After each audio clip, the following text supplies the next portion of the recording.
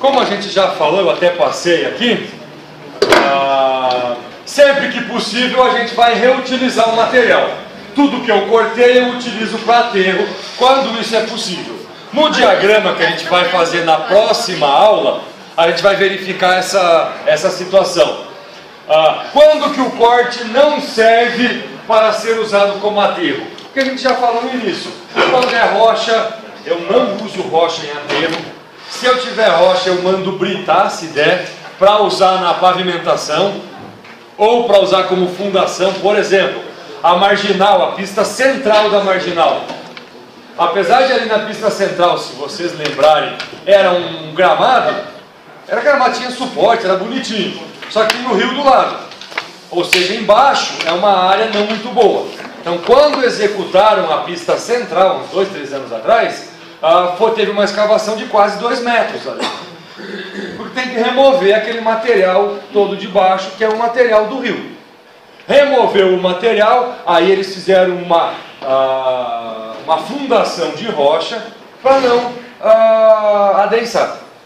Ou seja, você adensou com a própria rocha, você colocou esse material, esperou, não esperou tanto, mas esperou um pouquinho para dar uma certa compactada, um adensamento, e se fez as camadas de cima. Quando é solo mole, solo pantanoso, argila compressível, N materiais aí. Aí eu vou ter o bota-fora, que é o local onde eu vou depositar esse material, a jazida, o empréstimo, que é o local onde eu vou buscar material. Ou seja, em uma rodovia, gente, o normal é ter e faltar material ao mesmo tempo. É mais ou menos assim. O normal é você ter dinheiro e faltar dinheiro para você. Perguntarem para você hoje, qual é o seu saldo? Você vai dizer, eu tenho saldo de R$1.000 e de menos R$800. Não, então você tem 200. Não, eu tenho R$1.000 aqui e menos 800 lá. Ok? Então, no solo, na rodovia, isso é normal. Por quê? Porque o material que eu cortei aqui sobrou e eu joguei fora. O material que eu aterrei aqui faltou, então eu tive que pedir um empréstimo. Então aqui ficou negativo, aqui ficou positivo. Ou seja, sobra em um ponto, falta em outro. Isso é a coisa mais normal de acontecer aí num projeto rodoviário. O que a gente falou também da redução, nós não vamos trabalhar com empolamento, vamos trabalhar somente com a redução. Eu escavo, porque eu escavei aqui. Se o que eu escavei eu usei para aterrar, eu escavei 1.000 metros e eu precisei de 1.200.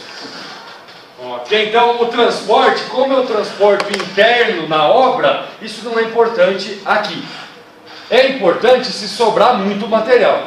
Aí eu teria que calcular para ver quantos caminhões eu preciso para fazer, quantas viagens eu preciso. A gente costuma falar quantos caminhões, óbvio que eu não vou ter 50.000 caminhões, são 50.000 viagens, e depois eu dimensiono isso com a quantidade de equipamento. Então aqui me interessa, gente, semana que vem que a gente vai fazer, semana que vem não, na próxima aula, que semana que vem é feriado, a gente vai fazer aí a tabela e vai calcular isso. Vocês vão perceber uma coisa, nós teremos sempre assim, eu vou ter aqui 1.000 metros cúbicos. O meu aterro aqui é de 1.000 metros cúbicos. Isso quer dizer que vai faltar material.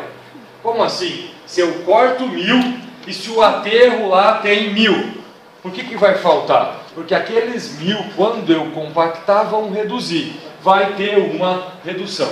De quantos por cento? Normalmente de 5 a 20.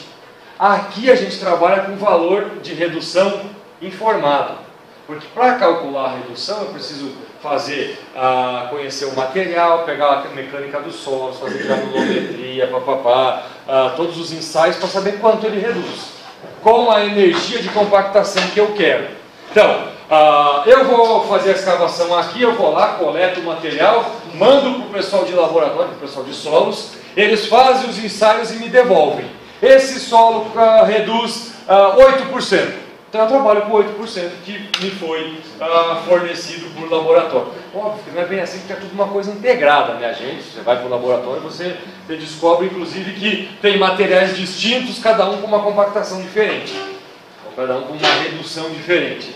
Beleza? Então, a gente vai trabalhar com o valor fornecido entre 5% e 20%. Então, o que eu faço? Eu pego o meu aterro e aumento ele em X%. Eu meço esse aterro aqui, nessa conta que a gente fez aqui, ó. Eu meço o volume do aterro, que aí é o volume físico, eu medi ele, o volume medido, deu 1000. Como eu sei que o material reduz 10%, eu digo que aquele aterro tem o tamanho de 1100. Eu aumento 10%, como se estivesse aumentando no tamanho do aterro. Óbvio que não é no tamanho do aterro, é na quantidade de material que eu preciso para fazer 1000 metros cúbicos de aterro. Beleza? Então, é o que eu vou trabalhar aí na redução. E aí, a gente vai deixar isso para a semana que vem. Quando eu falo semana que vem, é a próxima aula, porque semana que vem é feriado. Então, a gente vai ter uma tabelinha que vocês vão precisar fazer. Aonde eu tenho aqui, vou até esquecer esse pedaço aqui, ó. Eu tenho área de corte, área de aterro, volume de corte, volume de aterro corrigido, quando eu dou aqui a porcentagem de redução. No caso aterro eu aumento, então olha, de 247 foi para 296, quer dizer que o material reduziu, nesse caso aqui é 20%, a compensação transversal, a longitudinal e a linha de brilho. E aqui, o que eu tapei aqui, são os offsets, que são isso aqui, ó. Que são esses pontos aqui, ó. Offset esquerdo, offset direito.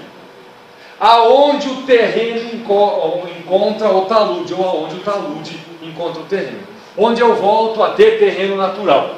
Então aqui, qual é a cota, qual é a distância do eixo? Do eixo até aqui, 7,45. Mas por que está negativo aqui? Porque o eixo é aqui no meio, eu estou andando para a esquerda. No outro lado aqui, ó, direita, 7,45 positivo. 9 negativo, 8,14 positivo. Quer dizer que está um para cada lado. E aqui a referida cota, ou seja, aqui eu tenho o par ordenado do ponto 8 e do ponto 3. E eu vou usar ele com o valor negativo mesmo. Porque como eu vou fazer uma fórmula, ele vai se compensar dentro da própria fórmula de Gauss a hora que eu for calcular o volume. No projeto de vocês, o volume pode ser calculado ou por Gauss ou pelo civil, ou pelo AutoCAD. Pelo AutoCAD você vai ter que fazer as 100 estacas. Não tem como fugir delas. Se você tiver facilidade em trabalhar com o CAD, às vezes é mais fácil. Embora trabalhar com a tabelinha aqui é simples. Você tem tudo, você só coloca a fórmula do lado, vai dar a área, copia a fórmula, você vai ter a área de todas, faz vezes 10, você tem aí o volume de todas elas. Então, às vezes, é mais fácil aqui. Se você tiver o civil, você vai lá e gera o desenho, se você souber usar o civil, né? Gera o desenho e já te dá o volume tranquilo. Beleza? Então eu só não consegui copiar ele, mas eu mostro na próxima aula um videozinho bacana sobre curva. Agora, a gente vai ver outros 2 videozinhos aqui. Esse aqui é o que eu falei para vocês sobre a área de atrito.